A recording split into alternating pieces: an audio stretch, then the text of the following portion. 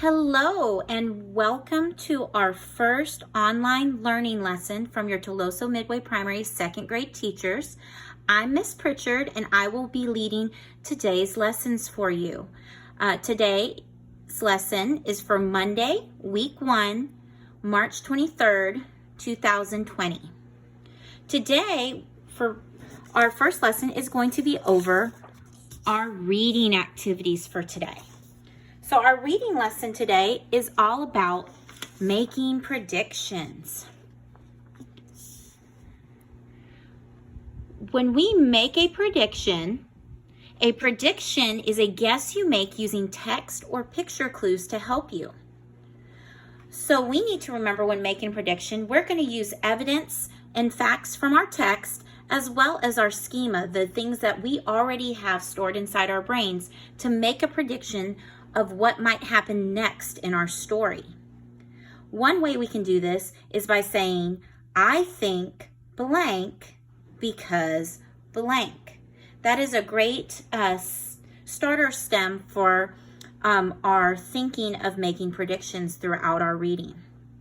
As a reader, we need to make sure that we know our 3 steps when making predictions. Step number 1.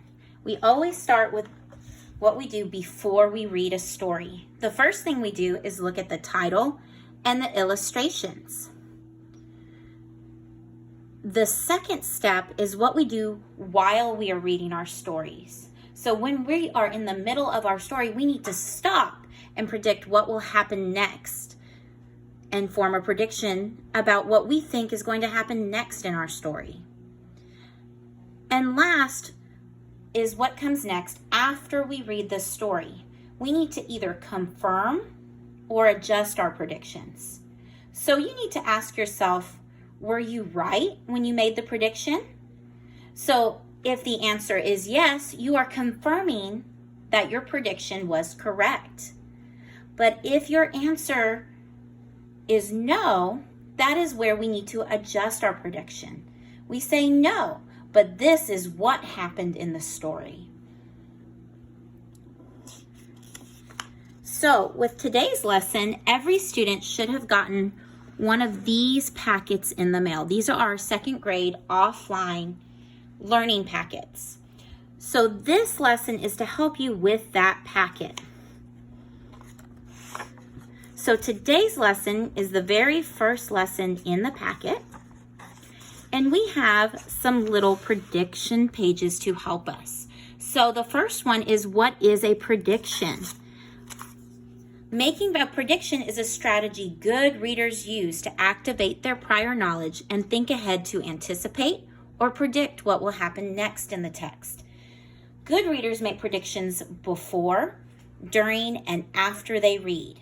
So this is important no matter what story you are reading, whether it's an AR book, whether it's one of our stories of the week, or even if it's a book that you have at home that you enjoy reading. It's always important to make predictions as you read. The next page that you have in here is another chart to help you. It tells us why we make predictions. Predictions help us become active readers. It helps us to anticipate the next event and the ending of a story. It also helps us think about how the character may react or solve a problem. And the most important thing, it helps us get into the world of a book. It helps you step into the story and understand what you're reading. Now, how to make predictions. The first thing you need to do is read. Read, gather text evidence, and think ahead. We also need to think throughout our story. Use the text clues in your own experiences to make a prediction about what will happen next. And the last thing is to revise and verify. That's our confirm and adjustment when we are making predictions. So we can change our predictions as we gather new evidence, or we can verify that our predictions were correct. Inside your packet, there is a student reference page. This has all the information that we need to help us practice predictions whenever we are reading. So today's story, on your own, you're going to be reading a story called baseball. This is in our packets. You're going to read that story. You're going to look at the title and the illustrations to start. During the reading, remember to stop every so often and make a prediction on what will happen next in the story. And then at the end of the story, ask yourself, were you right? Either confirm your prediction or adjust it and let us know what happened in the story. After you read, you're going to connect the clues and make a prediction in the story. That's found at the page right after the story ends. So that is your activity today for making predictions. And this will help you guide you through the week. The next lesson we're going to talk about for reading today is compound words. You will have another activity in your packet about compound words, which I will show you in a moment. But today's lesson is about closed compound words. This page is also found in your book. A closed compound word consists of two smaller words. When those two small words come together, they form a new word and a new meaning. So for example, we have the word mail, which is like a letter that you send to someone. And then we have the word box, which is like a package or a gift that you receive. When you put those two words together and you connect them, it becomes mailbox. A mailbox is a box in which you have your letters stored and the mailman comes to put them in. So that is making a closed compound word. Two smaller words that come together to form a new word and a new meaning. The activity that goes with that page is also found in your book. It is found,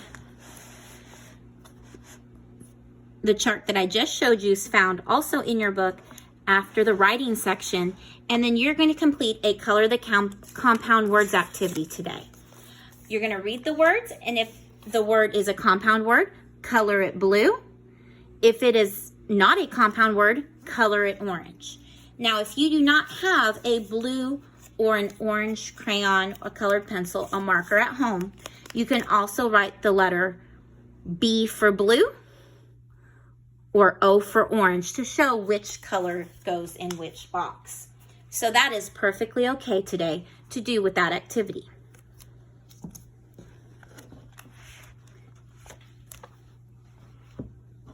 We are now moving into our math lesson for today.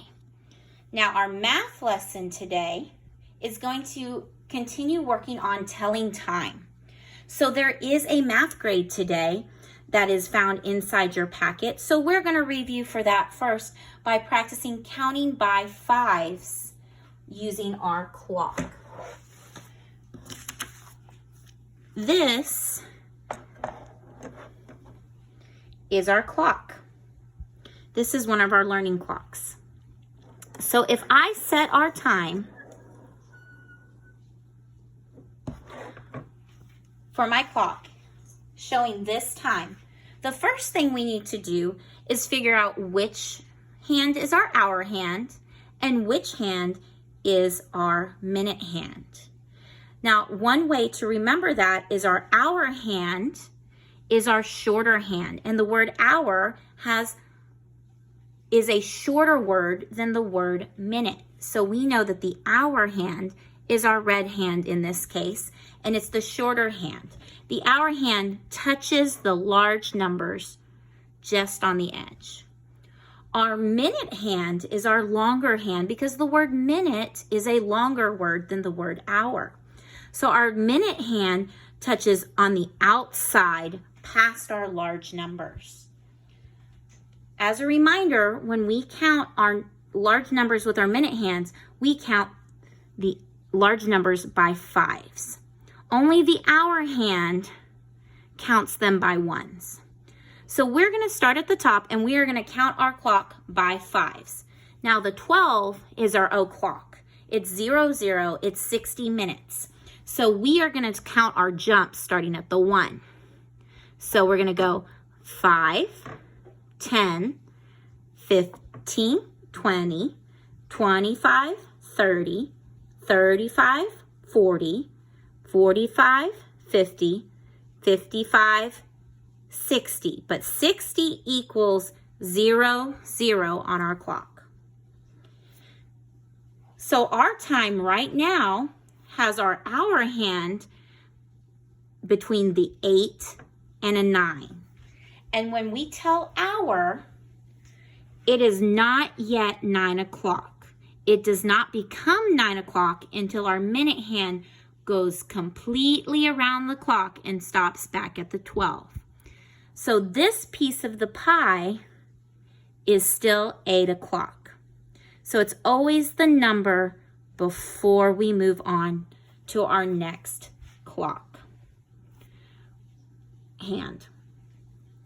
So now we need to figure out, we know it's 8 o'clock, but now we have to figure out our minute hand. So we're going to start at the 12 and count by 5s. 5, 10, 15, 20, 25. So our time is 8:25. Now, when you are on your own, one thing that you can do on your minute clock, if this is my clock, the way I can show the jumping of numbers around my clock is very simple. I can label and show my jumps. So if I have my hand, my minute hand on the 5 and my hour hand between the 8 and the 9, I'm going to label my hour hand. I'm going to label my minute hand. So H for hour, M for minute. And then I'm going to figure out that my hour, it's still 8 because it's not to the 9 yet. So I know my hour is 8 o'clock, and my minute, I'm going to count. So I start at the 12 and I'm going to jump by 5s. 5, 10, 15, 20, 25. And I can write in my flowers 5, 10, 15, 20, 25. So I know that it is 8:25. So that is a great way to show your work and label the clock.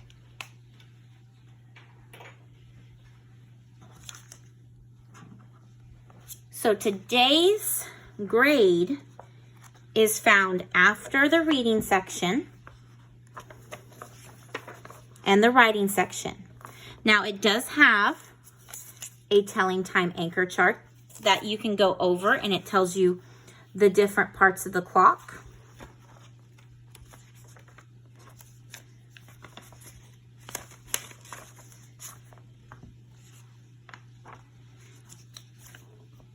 And our grade today looks like this. You are telling time to the 5 minutes.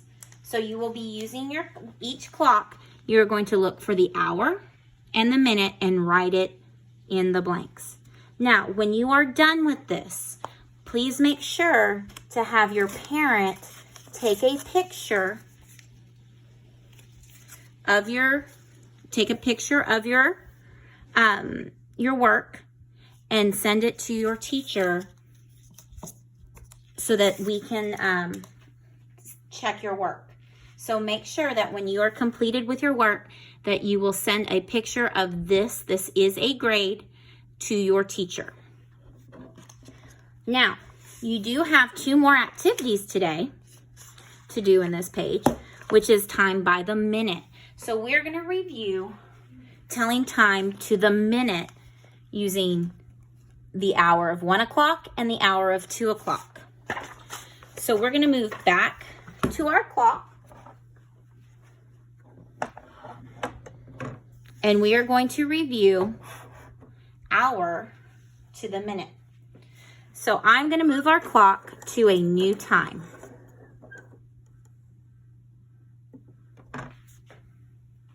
Okay. So I'm going to first look at my hour. Now my hour looks to be right on the 11. Now it looks like the minute hand just passed the 12. So I know that it must be 11 o'clock. But my minute hand is now between the 2 and the 3. So I can't just count by fives. I'm going to jump and then count by fives to the closest before my minute hand, and then count on by ones. So let's try that together. We're going to start on the 12, and we're going to stop on the 2 because this is the closest one before my minute hand. So I'm going to count 5, 10. Now when I'm on the 2, it's 11:10, but it's 2 more past there. So I'm going to go 10, 11, 12. So that makes my minute hand on the 12. So it is 11:12. Let's try another one.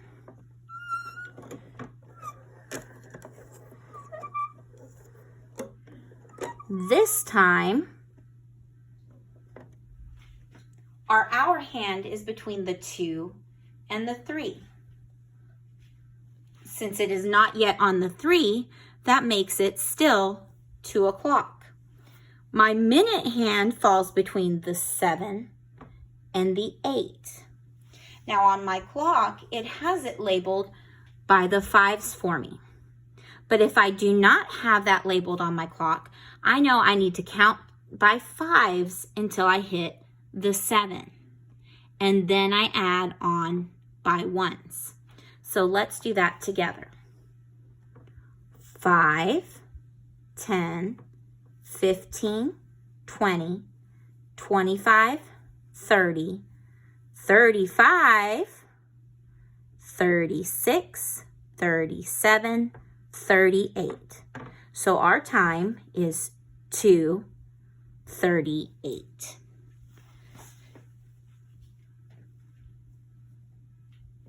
We're going to try one more together, and then you can try these on your own and practice today on the 2 pages that are found in your offline learning booklet.